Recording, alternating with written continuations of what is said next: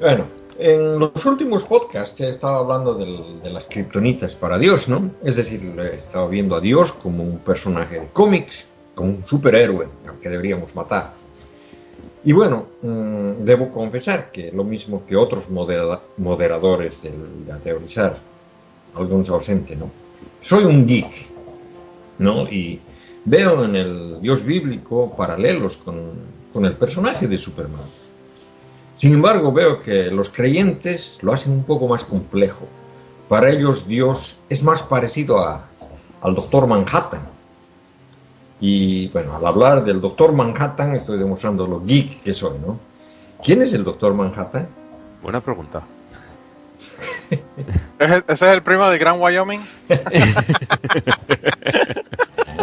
Bueno, es uno de los superhéroes, ¿no? De la fabulosa serie llamada The Watchmen, creo que eran Los Vigilantes en español, Sí. cuyo símbolo, el más conocido, es el famoso smiley amarillo, ¿no? Que es tan usado en internet.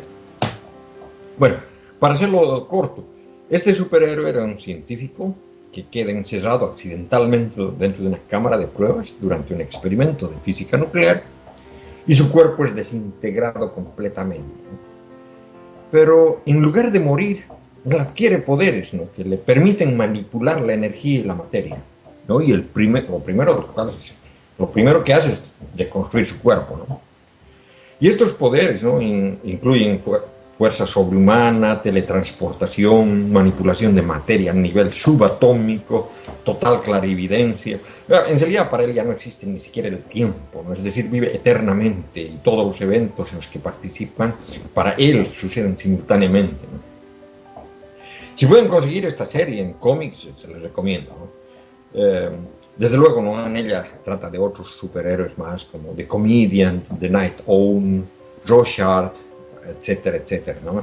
Bueno, en internet, si la buscan, hay una variante del cómic animado, ¿no? Con toda la serie, son 12 capítulos. Y desde luego, hay una película basada en ella, ¿no? La película no llega a abarcar toda la serie, pero es bastante cercana, ¿no? A la serie, es muy buena. Bueno, yo me salí completamente del asunto, ¿no? El asunto es que los cristianos modernos, por lo general, porque siempre hay excepciones, ¿no? Piensan que su Dios es omni. Lo definen como omnipotente, omnisciente, omnipresente, omnibenevolente. Es decir, que lo hacen tan abstracto como el Doctor Manhattan, ¿no? Y estos ovnis, desde luego, no concuerdan con el personaje bíblico, que tiene muchas cualidades, son más humanas, ¿no? Como Superman, ¿no?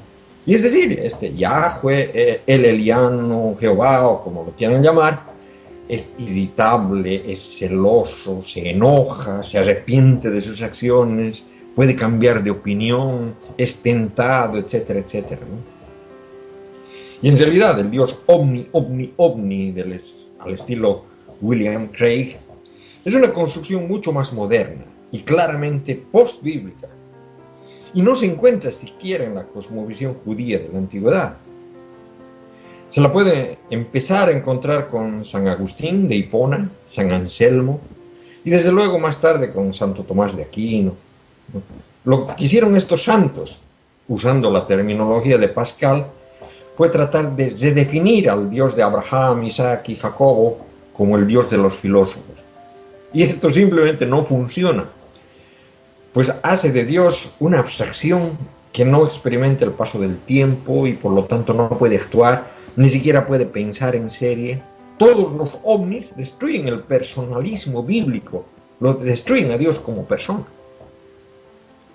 Y es por eso, ¿no?, que muchos teólogos protestantes, conservativos, modernos, están abandonando la idea esta de los ovnis y tomando claramente el personalismo bíblico, admitiendo que Dios es un personaje en el tiempo, aunque eso haga de Dios algo similar a lo que fue Zeus o cualquier otro dios de las mitologías. La teología más común, sin embargo, trata de ignorar completamente estas implicaciones, resultando en otro tipo de conceptos más raros y, lógicamente, inconsistentes, ¿no? Estas inconsistencias son clasificadas como misterios dentro de sus dogmas, ¿no? O sea, el concepto del Dios omni es relativamente moderno, ¿no? Y data de hace 1000 años. Bueno, tal vez algo más se comenzó ya en el siglo IV, ¿no? Pero es claramente post-bíblico. En la Biblia, la idea de que Dios es de que Dios es tan poderoso que que no se puede evitar que Dios haga lo que quiera hacer, ¿no? Pero no llega al concepto de omnisciente, ¿no? Es más inteligente que todos, pero está consciente en cada momento de los cambios de temperatura en cada una de las estrellas del universo. Yo pienso de que los autores de la Biblia ni siquiera han pensado en eso, ¿no? En sí, el Dios bíblico es como un Superman, mientras que el Dios de los cristianos modernos es como el Doctor Manhattan, ¿no?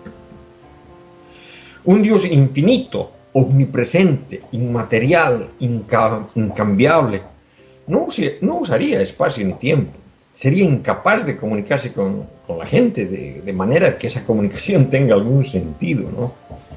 Un Dios de ese tipo no tendría ningún sentido para los humanos, ¿no? Sería como, y de nuevo me sale lo geek, ¿no? Como la historia de Elric de Melniboné de Michael Moorcock, no sé si lo conocen. Pues ¿Qué es la historia? ¿Qué? Tampoco lo conozco. Yo creo que yo no soy tan geek como tú, Kirky. No. Porque tampoco lo conozco. Bueno, es la historia es un antihéroe de fantasía, ¿no? En la que ese Elric había nacido en la religión del caos, que adoraban a los señores del caos, y se convierte luego a la adoración de los señores del orden, ¿no? Pero entonces tiene una visión de cómo sería un mundo completamente ordenado, ¿no? Lleno de orden. Y ese mundo es como una galería de estatuas inmóviles, ¿no?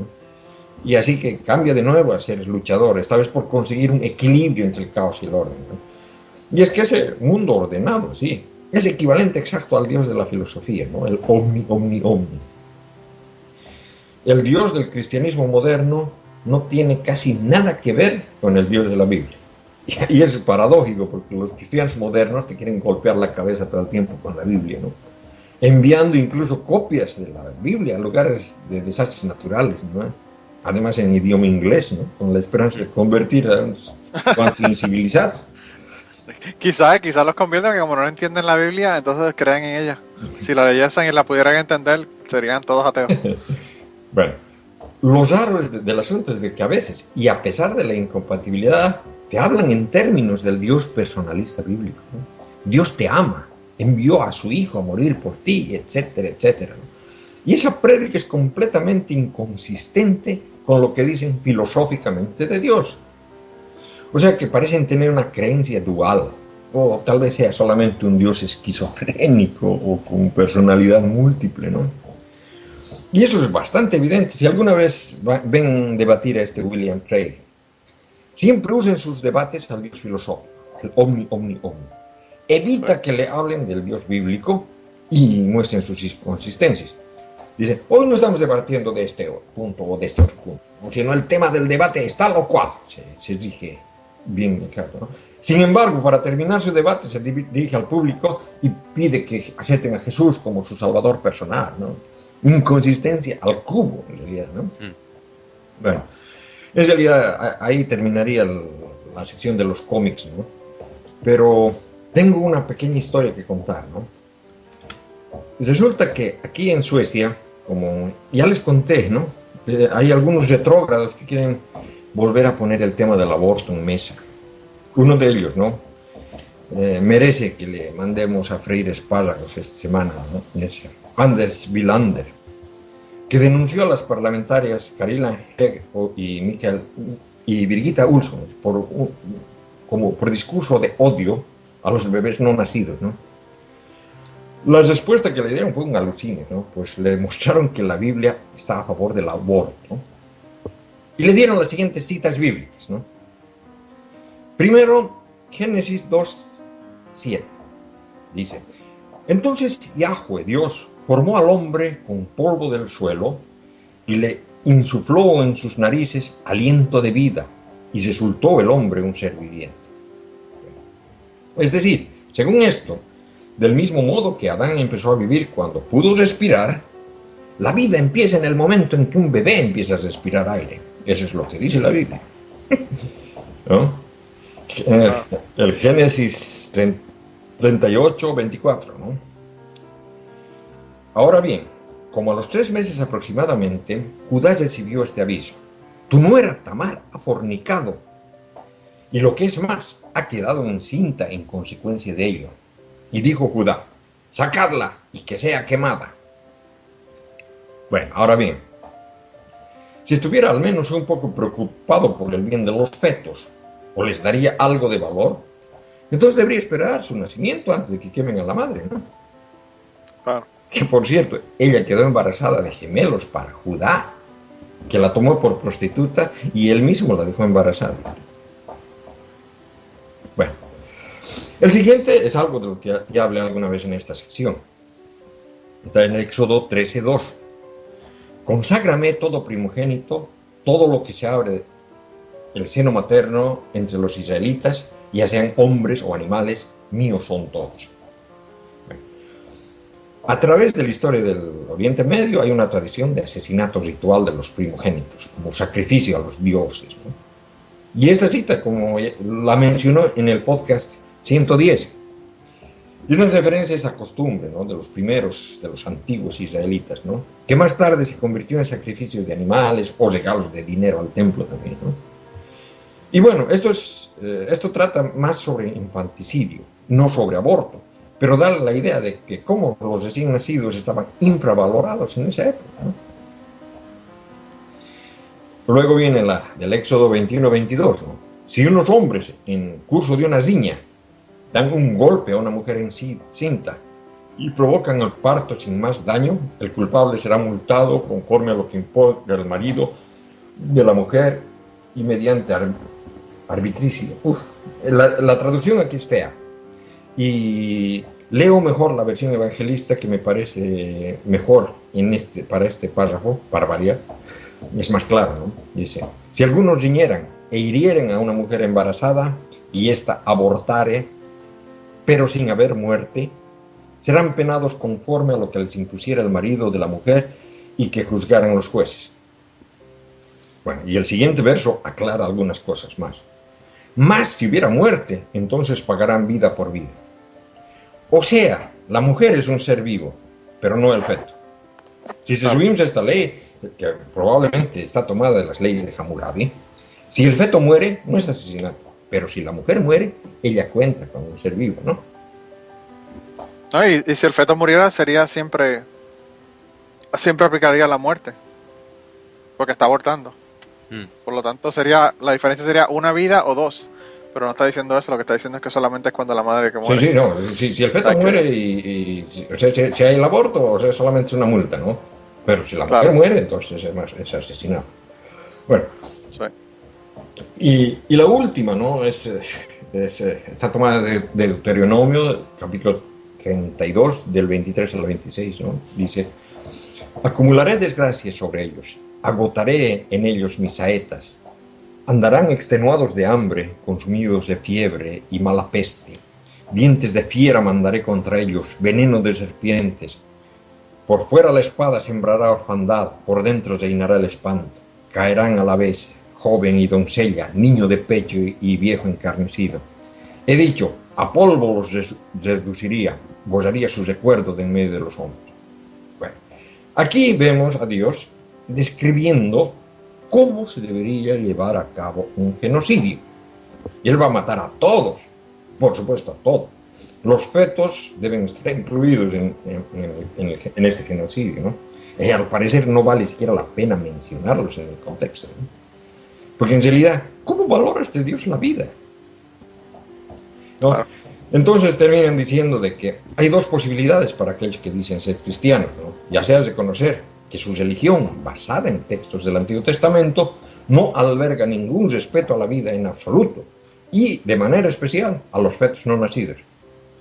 O bien rechazar públicamente el Antiguo Testamento como fuente de cualquier tipo de valores cristianos, que contienen numerosos pasajes que contradicen totalmente su supuesta actitud en la cuestión del aborto, ¿no?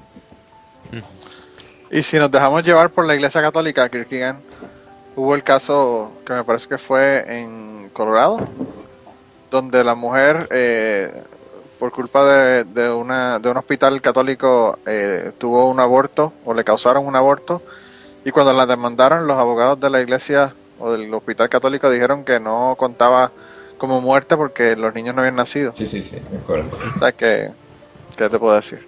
Parece que ellos, depende de cómo le convenga, ¿verdad? Sí, no, porque yo me acuerdo de un caso que fue ya tiempo atrás, que fue una niña que estaba embarazada, 9 años o 10 años, o sea, niña, y que era imposible físicamente para ella tener el parto, iba a morir en el parto. O sea. Y su madre trató de hacerle hacer aborto, o sea que los jueces en Bolivia ordenaron el aborto, y ningún médico se atrevía a realizar la operación porque la iglesia había dicho que el que haga el aborto quedaba, ¿cómo se dice? Excomulgado. Al final, el bolivianos de esa época, ese tiempo atrás, reunimos algo de dinero y viajó un médico holandés, creo, si no era holandés era belga, viajó a Bolivia para realizar el aborto, ¿no? Y tuvieron que trasladarla a otra ciudad para poder realizar el aborto. Lo gracioso del caso es de que ni la madre ni la niña eran católicos. Imagínate, o sea, el poder que tiene la iglesia católica. Como curiosidad, el derecho civil en España define como persona a quien haya, la frase exacta es algo así como se reputará persona al feto que viva 24 horas separado del seno materno, algo así es la frase exacta. O sea que hasta que no han pasado 24 horas no es persona, legalmente. Sí. En el caso este que yo mencioné de la Iglesia Católica acá, una vez nacía, pues ya era persona, pero como no había nacido, pues la Iglesia Católica estaba considerando que no, la demanda no cabía. Mira qué casa de cabrones. Pero esto pasa también, que en Brasil hace como 6 años atrás o algo así, la niña de 9 años que le hicieron el aborto y excomulgaron a todo el mundo menos al padre o el padrastro que la violó. Sí. Porque ese se arrepintió en la iglesia y le dijeron que estaba todo bajo control, que no había ningún problema, ni a la cárcel fue el cabrón. O sea que bueno, y hay un caso, me parece en Perú, ¿no? Que me parece que vi la semana pasada o la anterior, de una niña que tiene 10 años también, que por violación quedó embarazada y no, que el gobierno no quiere dejarla que tenga el aborto. A ver, ahí entra otra cuestión, y es que han pasado más de las semanas marcadas en los plazos porque la niña, claro, no sabía reconocerlo. Y entonces creo que lo dejan en 21 semanas, pero para cuando se dio cuenta la madre ya habían pasado más de esas 21 semanas. Y entonces ahí tienen un problema legal en la definición de cuándo se puede y cuándo no se puede. Ya no es cuestión de presiones de la iglesia. Pero ahí viene el otro dilema, porque digamos, científicamente el cuerpo ya comienza, es decir, puede vivir independiente del cuerpo de la madre, o sea que ya no es necesariamente un parásito. Precisamente eso sucede entre la semana 20 y 21, el cerebro termina de formarse. Bueno. Sí, pero lo que deberían decir es que por violación podría ser hasta en cualquier momento. Lo que tenés que cambiar la ley para que diga eso. Pero bueno. No, pero es que lo que pasa, Manolo, es de que si lo sacas ese momento, lo puedes meter en una incubadora y puedes sobrevivir. Sí, pero eso es después de la semana 25, ¿no? La semana 21, 20-21, la semana 20-21. Yo pensé que era la semana 25. Esos niños tan prematuros tienen muchísimos problemas de salud, ¿eh? Claro, lo que hay es que sacar el bebé y se le lleva a la incubadora a la iglesia católica más cercana y le dice, bueno, ahí lo tienen, breguen con el asunto. Sí, aunque ya te digo que el caso concreto este de la niña de 10 años no es presión de la iglesia católica, es la ley tal como la tienen definida, que no lo permite. Lo permitiría si pudieran demostrar ¿cómo es? Peligro grave para la vida de la madre, que con esa edad... Que se puede, en ese caso sí se puede. Es obvio, si tiene 10 años, o sea, sí, pero de todos modos, las leyes se están haciendo también y la que está presionando para la que salgan las leyes es la Iglesia Católica. Sí, pero que... O sea, que eso en última instancia en ese caso no está presionando directamente, presionará indirectamente. No, claro, sí, es la ley la que está... La que ellos presionaron para que se hiciera la ley, entonces ahora la ley es la que está tomando el asunto. Se suele decir, lo dejan todo atado y bien atado. El caso es de que en Bolivia el aborto es permitido solamente en ciertos casos. En realidad el caso de violación es uno de ellos. O sea que, pero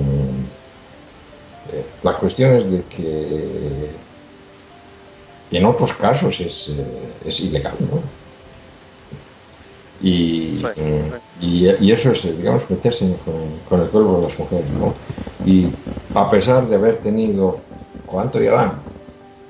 Casi 10 años, ¿no? De gobierno socialista, de avanzadas, revolucionario, proceso de cambio, hasta ahora no cambian esa actitud machista que tienen, ¿no?